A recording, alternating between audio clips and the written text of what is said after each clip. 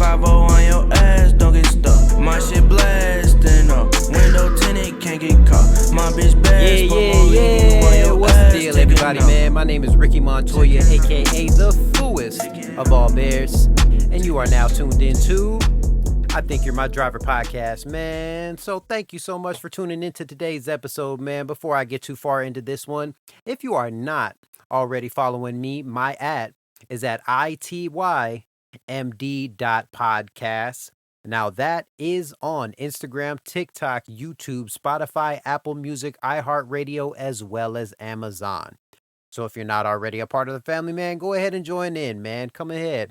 The water's warm. You can go ahead and jump in whenever you want, man. So today's episode, this is actually episode 14. Today's title of today's episode is actually going to be called Change My Vocabulary. So I think one thing that depending on how you grow up, depending on where you're around, your vocabulary is something that's going to be very tough to switch around whenever you've been speaking a certain way for such a long time. I think one thing that I really wish would be like implemented whenever we're like going for jobs or even like whenever we're transitioning from, high school to college, I really wish they would give you a better crash course on how to actually deal with customers. Because I think that, especially in the sense of driving as Uber and Lyft, it is ultimately up to you because you are an independent contractor. But in all honesty, if you want to maintain to be that independent contractor and you want to be able to work under yourself, bro, you have to learn how to properly interact with all different types of people. You have to learn how to properly deal with certain type of situations. And also, I think depending on like the type of things that you learn and the type of information that you obtain over your years are going to make the biggest difference on how to actually deal with some of these interactions, man. So that's just going to be kind of just where I'm at with this episode specifically. And honestly, I'm not bashing anything, but I just really feel like whenever we were growing up, if we had now, honestly, let's just go ahead and be realistic. If we really had the classes to give us all the skills that we need to actually be like a real functioning adult, 9 times out of 10, majority of us, at least just speaking for myself and everybody else that I was around, I didn't give a fuck about nothing that they were talking about, man. Like, let's just go ahead and keep it all the way a bean, bro. I didn't care. And if I was honestly, if I was being given like the right information that I was actually going to use, I think I might have still paid attention. But at the same time, like, I don't know, man. My mind was always elsewhere when it came to these type of situations, man. Now, I think it's very important to whenever you're transitioning through your life and you're going through different circumstances as far as like working in customer service, working a job, is how to properly interact with other people as far as, changing your vocabulary and just learning better ways how to effectively move through conversation. I think also it'll help you be able to handle reactions because you learn over, honestly, you can learn everything that you need to, and you can get every bit of information. I'm going to use this exact same comparison for this. So I apologize if this hurts anybody. Don't really care, to be honest. Um, I see this the same way as when it comes to somebody that we love near and dear to ourselves, and we see that they need help, but they don't want the help for themselves, man. And that's kind of a hard pill to swallow because whenever you're seeing somebody who's going down this road and you know exactly what the end of this road is going to lead to, and you know that you could, veer them another way or kind of stop them along course and just kind of find a way to where we can either backtrack or just get back to where we're supposed to be, is you got to want it for yourself. And in all honesty, me thinking about this podcast episode, I think that's where a lot of this will even fall into play as far as you even changing your vocabulary to be able to properly interact in all of these different settings that you will get thrown in as you grow as a person and not just age, bro. Because if you think about it like this, bro, the way that you speak and the way that you speak with others is really going to make a difference. One thing that I have learned as far as working all these different type of jobs is that somebody is always watching. Somebody is always paying attention. So be mindful on how you are interacting with others and be mindful how people are perceiving the way that you interact with others because somebody is always watching. So I think that same principle will kind of be like put into place whenever you're in school. This didn't happen for me or anybody that I've ever been around, but I've always heard stories of like people who have just like interacted with the teachers or interacted with students a certain way.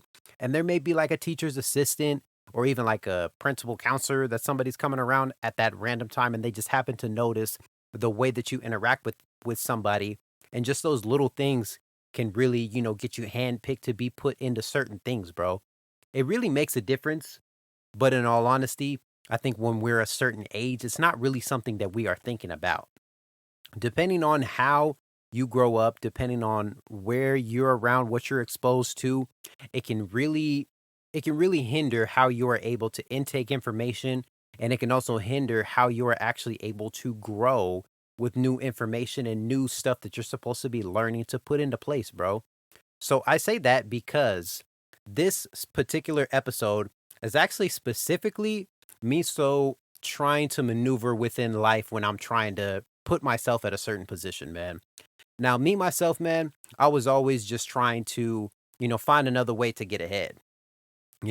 School didn't really work out for me, mainly because of myself, but I was always just trying to find like another way to get past it.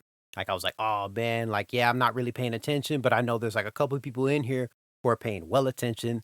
They have really good notes and they could give me like good pointers as to how I'm supposed to go about this one, right? Honestly, bro, that same concept can actually be applied to when you are in a different setting and you're learning to be around different people as far as working jobs, bro. Cause like for myself, for instance, bro, when I was in high school, I got nothing but fast food jobs. And in all honesty, bro, I was highly upset about that. Because I was having friends that like when we were in high school, somebody was, oh snap, I got a job working at Foot Locker, fool. I got a job working at this like grocery store. Like I get to just like package up stuff and stuff like that. And I'm like, damn, bro, like why the fuck do I gotta deal with all these dumbass people at Popeyes? Why do I gotta deal with all the dumb, people who are coming in on Wednesdays for their $2 coupon to get a free drink at Boston Market? You know, why am I having to deal with people who are requesting for a manager who hasn't been here for a week and a half and it's closing shift on a Thursday? Like, why am I having to put up with this extra stuff? But at the same time, I think in hindsight, me looking back, probably me reapproaching and getting around different areas or just interacting with all these different people probably could have took me out of there. And in all honesty, let's just go ahead and just put this out there. Lie on your application, my guy.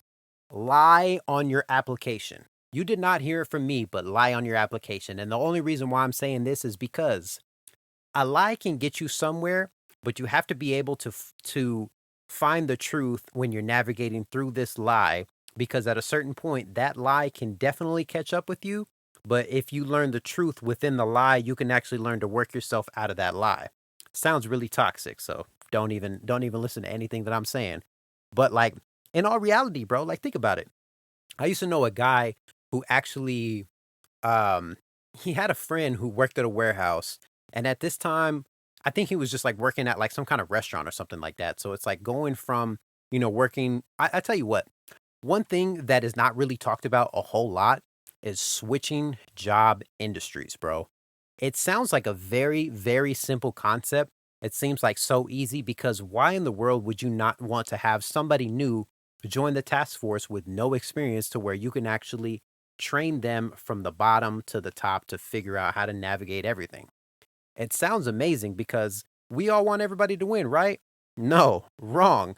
Not everybody really wants to see people win, because, in all honesty, bro, working multiple different jobs, not everybody really wants to deal with having to train somebody. Now, honestly, bro, having to train somebody is really not that complicated. It's really not that much that you have to do. But for some reason, when it comes to you working a new job that is can be kind of tedious, or it's something that you really have to either pick up or something that you're good at or you're just not, they just don't want to hire people. Depending on what kind of company that you work for, all these type of scenarios can be very different. Now, this particular dude that I used to know, he started working in a restaurant. He had a dude that was working in a warehouse, and he was like, "Yeah, bro, like, bro, just put an application in. Like, when you put the application in, it's gonna ask, do you have like this experience? Do you have this experience? Do you have that experience?" And he's like, "Oh, bro, like, I don't have any of that experience." And he's like, "That's cool, bro. Just put down, I have experience in this, I have experience in that, and I have experience in this." Because nine times out of 10, nobody is gonna pick you up on paper if on paper you look like you don't qualify for the job. You can put in all the work that you want. You can go through all this school. You can talk your way. You can look presentable, have a haircut, and make sure that you have a fresh Tic Tac in when you're in that interview. But if you hand that resume down, if you hand that application in when you're at that interview and that paper doesn't show that you are even qualified for the job, it doesn't matter what you say. I've learned that the hard way, bro. And it's kind of true that really the way that you finesse your way into the room is finessing your way through the paper. Because at the end of the day, bro, it's just something to get across their desk. And all you have to do is sit down at the desk in order to get the opportunity, bro. So I say that to say that it also does depend on how you are actually able to communicate some of these skills. Because I even brought that up to the dude. I was like, bro, there's no way you're going to be able to get a job like this. And it's like, you literally put down, I have experience in this, I have experience in this, I have experience in this, but you don't have any of that experience. He was like, right, I don't, bro. So I'm just going to go up there and have the interview and figure it out. I'm like, so what about if they put you on the spot and say, all right, so since you have all the experience, why don't you show us how it's done? Why don't you show us how it's done? Realistically, that's never going to happen, bro. Realistically, that is never going to happen. But from a 17, 18-year-old kid, I put together every single scenario that could be possible in my mind that could psych myself out of an opportunity. And this also touches back on the topic of the podcast of changing your vocabulary, because your vocabulary means the world, not even just how you interact with other people, but the vocabulary that you feed to yourself and that you feed your own mind is really going to play a biggest factor on how many opportunities that you can have and how many opportunities that you can lose, bro. So really just like upgrade yourself and kind of start to like teach yourself different type of things, or just picking up other different type of resources that can actually upgrade your vocabulary. Because not only are you going to have an upgraded vocabulary whenever you are dealing with different type of job industries, but you're also going to have a different type of vocabulary when you are putting yourself into a brand new setting, because it is very important to change your vocabulary whenever you are changing job industries. Because I had a scenario once where I used to work at a bank, and when you work at a bank, I didn't know this until I worked at a bank. One of the very big things that people go to banks for is actually to do a currency exchange. So, for those of you who don't know what a currency exchange is, you can actually go to a bank.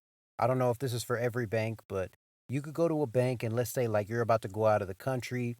And, instead of having to, pay the currency exchange rate when you go out of the country and you pay their rates, you pay our rates, your banking rates, and say, oh, like, I have $3,000 in American dollars and I want to get it transferred over to pesos, something of that sort, where you actually are able to use your bank account and turn that money that you're going to use in another country to their currency in order for you to be able to spend your money without having to pay the extra fee. So, when I'm working in this bank, one of the things that we did learn a whole lot about in training, like it was a whole like training course, was like talking about all the different type of currencies. It broke down like all the ratios, how it transferred over. It even gave like little examples, like if you put this much in American dollars and you transferred it over to Japanese yen, or something of that sort. And it gave you all these basic breakdowns. Now, when you're working at a bank, at least the bank that I worked at, people did come in to do currency exchanges. But specifically at this time, whenever I was working at this bank and when people were coming in to do these currency exchanges, this was actually at like the tail end of the pandemic. So like early to late 2021, tail end of the pandemic. So this is when, shit was like starting to come back up. So people were investing in foreign currency, because basically if you put your money into the foreign currency and their economy rises up, you come up in the end. For those of you who understand, you understand.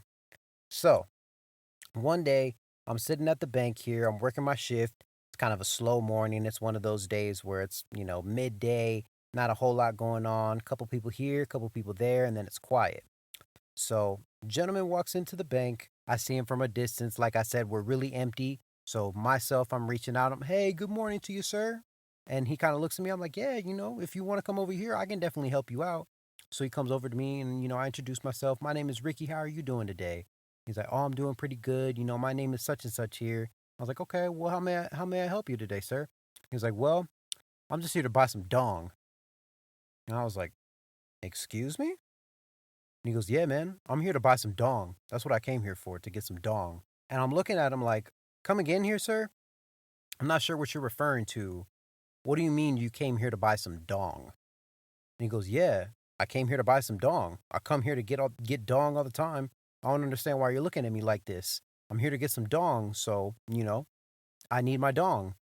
And he kept saying it as to if the more that he said it, I was going to understand what he was referring to. And I don't know about you guys being unfamiliar with foreign currency like the way that I was in this job setting. But the only time I've ever heard anyone use the word dong, they're talking about dick. You know what I'm saying? So, as a grown man walking up to another grown man with, no type of regular introduction, no type of rapport, I don't know you from a can of paint, any of that sort. I'm not going to be walking up to another grown man to say, hey, man, I'm here to get some dong. So, like I said, I started to get pissed because he kept saying it in the simple phrase of, I'm here for some dong. I want to buy dong. I'm here to purchase dong. That's all I came here is to get some dong and leave. And he just kept saying it in the same exact sentence using different phrases of saying dong. And it was starting to piss me off because I'm like, okay, the more that you say it, I'm not going to understand it. But also at the same time, you being a grown man speaking to another grown man requesting to get some dong, I'm not thinking about no fucking foreign currency, bro. So you're walking up to another grown man saying, hey, man, I'm here to buy some dong. And it was pissing me off because I'm like, man, you better get this freaky ass shit away from my fucking window, bro. There are like two other people that you can work with, so you're more than welcome to go over there. He's like, dong, I'm here to buy some dong. Dong is Vietnamese currency, aka the currency of Vietnam. Vietnam dong. So that is what I'm here to buy. So can I buy some dong? And I'm like, yes, sir. You can definitely buy some dong. Thank you for letting me know that dong was a Vietnamese currency. And he was like, well, you work at a bank. You should know. And I'm like, yeah, but it's not every day that I have another grown man walking up to me telling me, hey, man, I'm here to buy some dong. Like, what? And, like I said, they did give us a crash course about this whenever I was in training for this bank.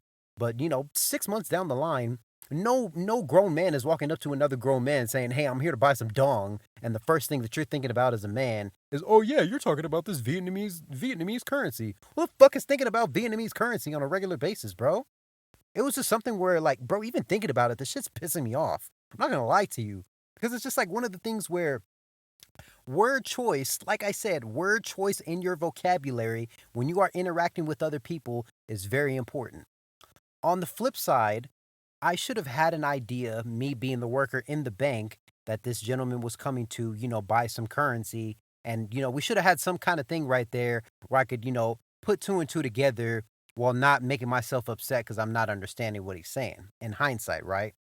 But also, in hindsight, being that I did that training, I don't know, 6 to 7 months prior to this particular interaction, nothing in my brain and me scraping the catacombs of my left and right brain was thinking like, oh yeah, this guy that's coming up to me and saying, hey man, I'm here to buy some dong, he must be talking about this Vietnamese currency. No, bro. Not once in my mind whatsoever did it ever occur to me to think that, hey, this guy is actually just here to buy some other money because he's going to another country. This guy's going to another country, so he's buying this currency so that way he can go to that country and use the currency to make purchases. That never fucking crossed my mind. Because, bruh, like, I cannot emphasize how much it is and how important it is for you to really, like, make sure that you learn different type of things to get through these type of scenarios. Now, of course, if you work in a bank, you're not always going to have people coming up to you requesting dong. There's a million different other currencies out there. There's an individual currency for every single country that there is out there. And, when you're working in a bank, in all honesty, bro, it's not your job to know every single currency across the entire globe of all the countries that we have. But just know If you're working in a bank or you're working in some kind of financial institution and you have a gentleman as a gentleman coming up to you saying, "Hey, I'm here to buy some dong," just know that fool ain't talking about no dick. Because that's what the fuck I thought he was talking about when he came up to me. I was like, listen, bro, I don't know who the fuck you come here for buying dong. But you ain't getting no fucking dong out of me, bro. Take that freaky ass shit to somebody else, bro. That shit had me so hot, bro. I'm getting hot as fuck just like thinking about this shit because it's just like one of the things where, like I said, bro, in hindsight, I should have, tried to put two and two together or at least like try to ask like questions to help segue into the conversation. Then, we probably could have avoided him starting to get frustrated and just repeating, "Dong, bro, I'm here to buy some dong, bro. I need some dong."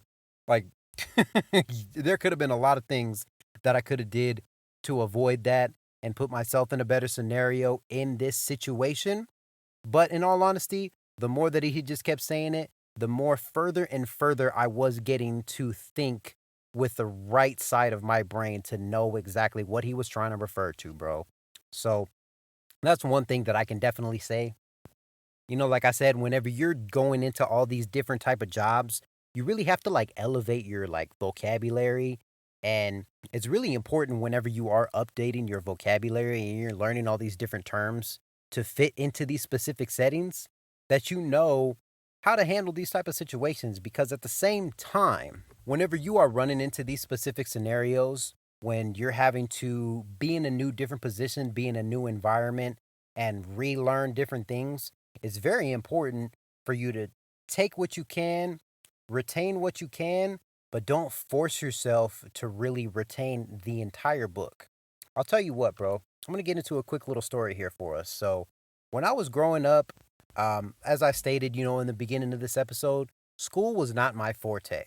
School was never my forte, man. And when I say that, like, I mean to say, I wasn't good with taking notes.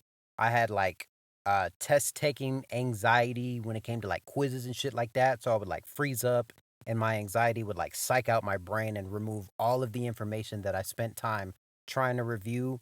And then also, when it came time to, being in fourth, fifth, sixth grade, and they allowed you to have, open book tests or bring a sheet of notes when it came to the tests, I had no clue what to even take notes on. So my dumbass used to be up till about, 11 o'clock midnight at night. I'm talking writing word for word each page of the chapter that we were taking a test on, bro. Like, I vividly remember being in fourth grade, fourth, fifth grade, staying up to 11 at night, sitting on my couch in my bedroom and writing out word for word every single page of this chapter for this open book test that I'm allowed to provide notes for. Now, in all honesty, bro, I wasted my time writing out every single page of the book because realistically, I want to say I probably maybe wrote down a good 10 pages, and 10 pages out of a 37, 40 page book chapter that you're having a review on. You got a lot of information on this paper, but to anybody's guess, if you didn't know, I failed and I bombed the fuck out of that test, bro. You know why I bombed the fuck out of that? Because all that time that I spent writing out word for word of what every single page was, it helped with nothing that I needed, bro.